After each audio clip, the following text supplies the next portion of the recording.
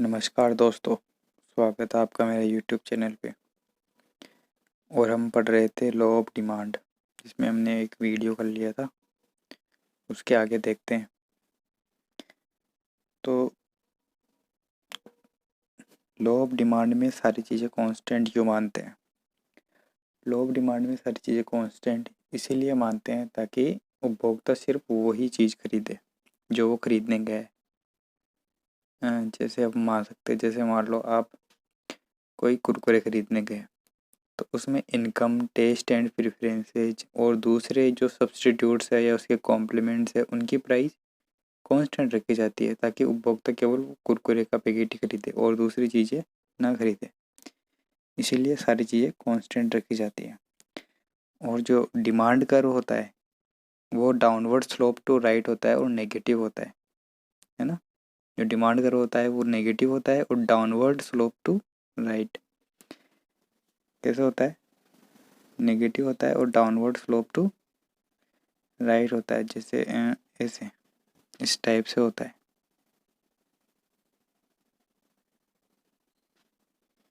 ना। Downward slope to right होता है। इसके अलावा फिर अब आगे देखते हैं क्या क्या रीजंस होते हैं डाउनवर्ड स्लोप टू राइट होने के। कौन कौन से रीजंस की वजह से डिमांड कर्व डाउनवर्ड स्लोप होता है? तो पहला है सब्स्टिट्यूट इफेक्ट। सब्स्टिट्यूट इफेक्ट क्या होता है? सब्स्टिट्यूट इफेक्ट डेफिनेशन देखें अपन तो ये होता है ऊपर। कौन सा? जब एक वस्तु की कीमत घटने पर और अन्य वस्तुओं की कीमतों में स्थिर रहने पर वह वस्तु अन्य वस्तुओं की तुलना में सस्ती हो जाती है, जिससे उपभोक्ता अन्य वस्तुओं के स्थान पर कुछ सीमा तक इसका प्रतिस्थापन करने लगते हैं, जिससे इसकी मांग की मात्रा बढ़ जाती है। इसको समझने के लिए अब जैसे चाय और कॉफ़ी का जैसे एग्जांपल ले लेते हैं। चाय और कॉफ़ी एक दूसरे की सब्स्टिट्यूट्स होती है। जैसे मान लो कि चाय और कॉफ़ी की प्राइस मान लो सेम है ना। अब मान लो कि चाय की प्राइस है ना कम हो गई। मान लो पहले 30 रुपए की थी 1 किलो चाय, अब चाय हो गई 25 की, कॉफ़ी 30 की है। तो लोग क्या करेंगे? कॉफ़ी की जगह क्या करेंगे? अब चाय खरीद लेंगे कि भाई ये चीज़ सस्ती आ रही है, तो कॉफ़ी की जगह क्या खरीद लेंगे? चाय खरीद लेंगे, है ना। तो यही है कि एक वस्तु की कीमत घटने पर और अन्य वस्तु की कीमत स्थिर रहने पर वह वस्तु अन्य की तुलना में सस्ती हो गई। भाई चाय अब सस्ती हो गई, तो जिससे उपभोक्ता कॉफ़ी के स्थान पर चाय का प्रतिस्थापन करने लगा। भाई चाय ज़्यादा खरीदने लगा। इसे ही सब्स्टिट्यूट इफेक्ट कहते हैं और यही रीजन है डाउनवर्ड स्लोप का। तो अपन मान लेते हैं, जैसे यहाँ पे लिखा हुआ है प्राइस ऑफ ओरिजिनल गुड, यहाँ पे लिखा हुआ है प्राइस ऑफ ओरिजिनल गुड, ये सब्स्टिट्यूट गुड हो गई। अब मान लेते हैं प्राइस ऑफ ओरिजिनल गुड की प्राइस मान लो बढ़ गई, तो दूसरी जो सब्स्टिट्यूट गुड थी या कॉफ़ी थी उसकी प्राइस क्या हो जाएगी? ऑटोमेटिकली इससे कम हो जाएगी, है ना। इससे कम हो गई ना। तो ओरिजिनल गुड की डिमांड क्या हो जाएगी? घट जाएगी, क्योंकि उसकी प्राइस बढ़ गई। तो इसका डिमांड कर्व क्या हो जाएगा? Left word. भाई पहले डिमांड ज़्यादा थी, अब इसकी डिमांड कम हो गई, तो इसका डिमांड कर्व कैसे हो जाएगा? लेफ्ट वर्ड, मतलब लेफ्ट की तरफ जाएगा। अब मान लेते हैं अपन चाय की प्राइस घट गई और कॉफ़ी की प्राइस, अब चाय की प्राइस घट गई तो कॉफ़ी की प्राइस ऑटोमेटिक ही बढ़ जाएगी, है ना। तो अब ओरिजिनल जब चाय की प्राइस घट गई तो इसकी डिमांड भी बढ़ जाएगी, है ना। इसीलिए अब डिमांड पहले यहाँ पे ये थी, तो ये ऊपर शिफ्ट हो जाएगी, मतलब राइट की तरफ शिफ्ट हो जाएगी डिमांड, मतलब डिमांड बढ़ जाएगी चाय की, है ना। क्योंकि लोग है ना प्राइस घटने पर सब्स्टिट्यूट गुड को खरीद लेते हैं, जो सस्ती होती है उसको खरीद लेते हैं। तो यही सब्स्टिट्यूट इफेक्ट होता है। दूसरा इफेक्ट देखते हैं अपन, इनकम इफेक्ट। अब इनकम इफेक्ट क्या होता है? जैसे मान लो किसी चीज़ की प्राइस कम हो गई। मान लो एक आदमी की इनकम 100 रुपये है ना, और 100 रुपये में वो 10 चिप्स के थैली ले आता है, ऐसे मान लो, है ना। अब उसकी उसकी इनकम हो गई अब 120 रुपये, तो अब वो कितने लेके आ जाएगा? 12 चिप्स के पैकेट लेके आ जाएगा, है ना। तो जैसे इनकम बढ़ी तो डिमांड भी बढ़ गई उसकी, है ना। तो बस यही चीज़ होता है जब प्राइस घटती है किसी चीज़ की। जैसे मान लो एक चिप्स की पैकेट 10 रुपये का आता है और उसकी इनकम 100 रुपये है। अब वो चिप्स का पैकेट 8 रुपये का आ रहा है, तब इनकम तो उसकी वही है, लेकिन अब वो है ना पहले 10 चिप्स के पैकेट खरीद पा रहा है, अब वो 8 रुपये के हिसाब से कितने खरीद पाएगा? 2 एक्स्ट्रा और ख़रीद पाएगा वो चिप्स, है ना। वो 12 चिप्स के पैकेट खरीद पाएगा, है ना। तो इसीलिए प्राइस घटने पर आदमी की इनकम बढ़ जाती है। इनकम तो उतनी ही रहती है, लेकिन ऐसे मतलब वो ज़्यादा चीज़ खरीद पाता है, जिससे क्या होता है, चीज़ों की डिमांड भी बढ़ जाती है। अब पहले वो 100 रुपये में 10 से खरीद पा रहा था, अब जब चिप्स के पैकेट की प्राइस कम हो गई, जब चिप्स के पैकेट की प्राइस यहाँ पे कम हो गई तो उसकी डिमांड भी बढ़ गई, है ना। तो इसलिए क्या हुआ, इसका डिमांड कर्व राइट की तरफ शिफ्ट हो गया। और अगर अब चिप्स की प्राइस घट गई, मान लो 12 रुपये हो गई, तो पहले वो 10 खरीद पा रहा था 100 रुपये में, 10 रुपये के हिसाब से, अब 12 रुपये हो गई चिप्स की प्राइस, तो अब वो 8 चिप्स के पैकेट ही खरीद पाएगा। इसका मतलब क्या हुआ, उसकी इनकम घट जाती है और डिमांड घट जाती है। इनकम बढ़ जाती है तो डिमांड बढ़ जाती है, और इनकम घट जाती है तो डिमांड घट जाती है। और डिमांड कर्व कैसे हो जाता है, लेफ्ट वर्ड की तरफ हो जाता है ना। तो यहाँ पे लिखा भी हुआ है कि वस्तु की कीमत घटने से उपभोक्ता की वास्तविक आय बढ़ जाती है। मतलब आय तो उतनी ही रहती है, लेकिन वास्तविक आय, क्योंकि अब वास्तविक आय होती है परचेजिंग पावर से, तो उपभोक्ता की वास्तविक आय बढ़ गई, जिससे वह इस वस्तु की व अन्य वस्तुओं की पहले से अधिक मात्रा खरीदने की स्थिति में आ जाता है। चिप्स के पैकेट से बताया था मैंने, पहले 10 खरीद रहा था, प्राइस अब कम हो गई तो 8 रुपये हो गई मान लो, तो अब वो 12 चिप्स के पैकेट खरीद पा रहा है ना। और अगर उसकी प्राइस बढ़ जाती है, मान लो 12 रुपये हो गई, तो वो 100 रुपये में अब 8 ही खरीद पाएगा चिप्स के पैकेट, है ना। तो ऐसे इस चीज़ को क्या बोलते हैं, इनकम इफेक्ट बोलते हैं, समझ गए। तो सब्सटीट्यूट इफेक्ट में क्या होता है, 2 चीज़ें होती है, एक की प्राइस घट जाती है ना तो लोग उसको ज़्यादा खरीद लेते हैं, इसको बोलते हैं सब्सटीट्यूट इफेक्ट। और इनकम इफेक्ट क्या होता है, जब एक वस्तु की प्राइस बढ़ती है घटती है तो उसकी इनकम भी बढ़ घट जाती है। मतलब इनकम तो सेम रहती है, लेकिन वो चीज़ें ज़्यादा खरीद पाता है या कम खरीद पाता है अब। और इस चीज़ को क्या बोलते हैं, इनकम इफेक्ट बोलते हैं।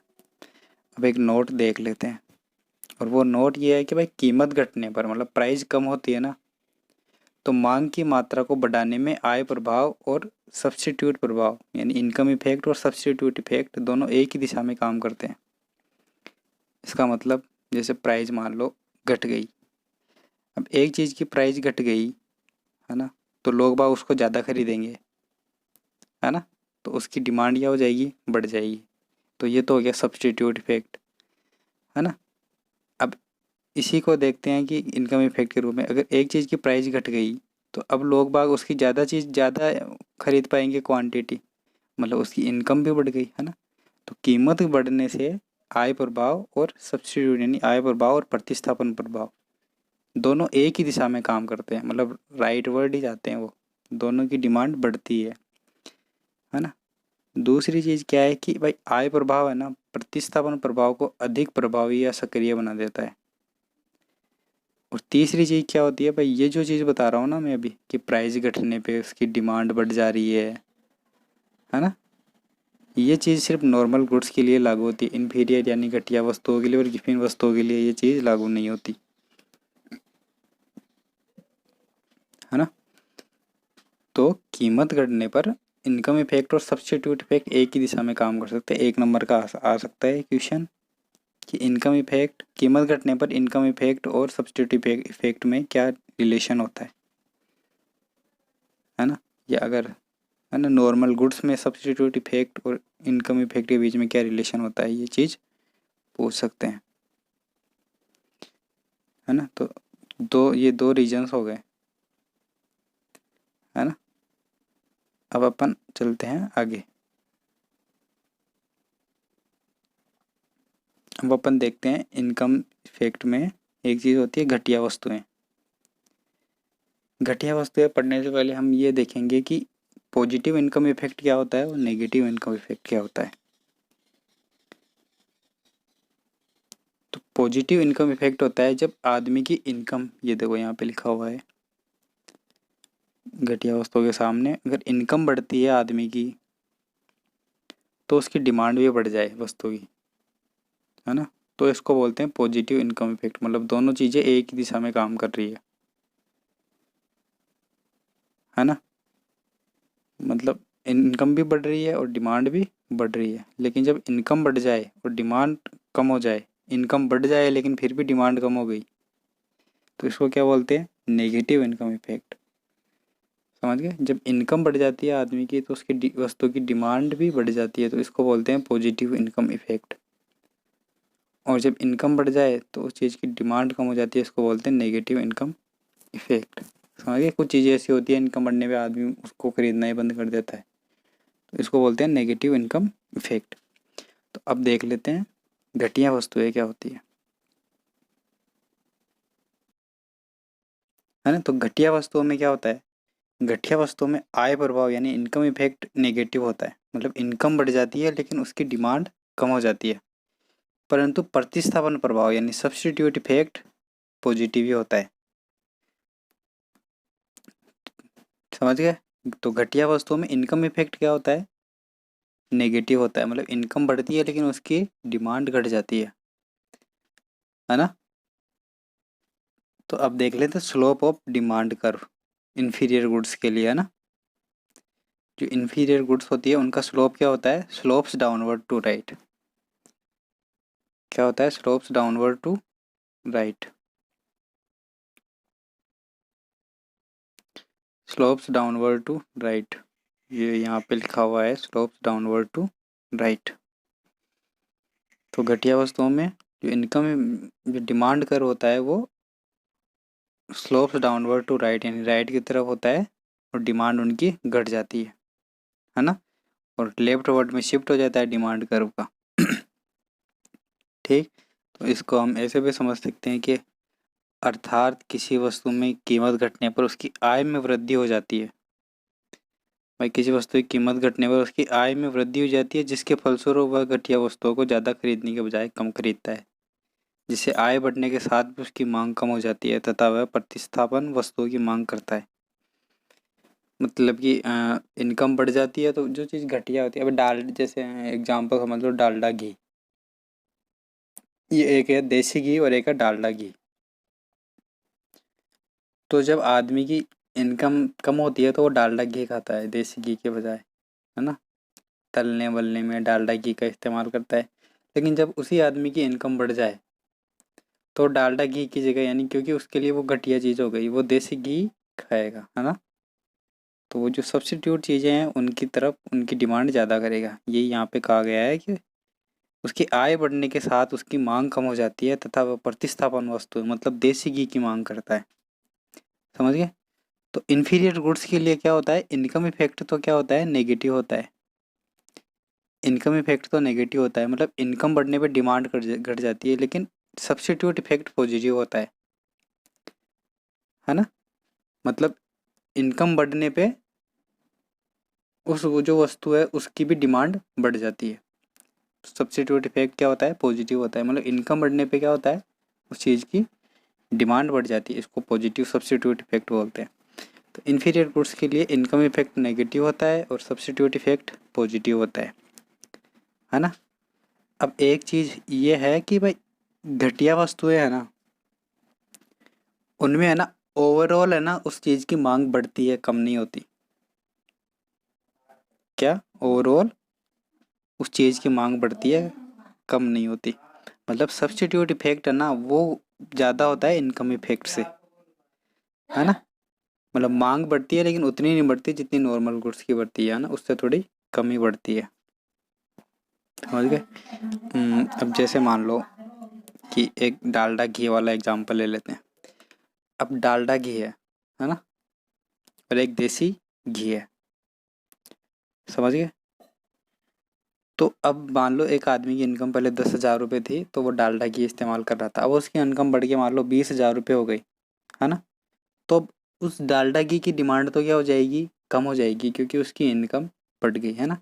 सब्स्टिट्यूट इफेक्ट क्या होता है, पॉजिटिव होता है। मतलब डिमांड बढ़ती है ना। मतलब इनकम बढ़ने के साथ वो ऐसा ज़रूरी नहीं है कि वो देसी घी खाए, वो क्या है डालडा घी भी खा सकता है। तो मतलब ओवरऑल डालडा घी की डिमांड बढ़ती है लेकिन उतनी नहीं बढ़ती जितनी बढ़नी चाहिए, है ना। इसको ऐसे समझ सकते हो। इन्फीरियर गुड्स में पढ़ेंगे इस चीज़ का पता, हमें इन्फीरियर गुड्स में ही पता चलेगा कि यहाँ पे मतलब सब्स्टिट्यूट इफेक्ट पॉजिटिव होता है और इनकम इफेक्ट नेगेटिव होता है।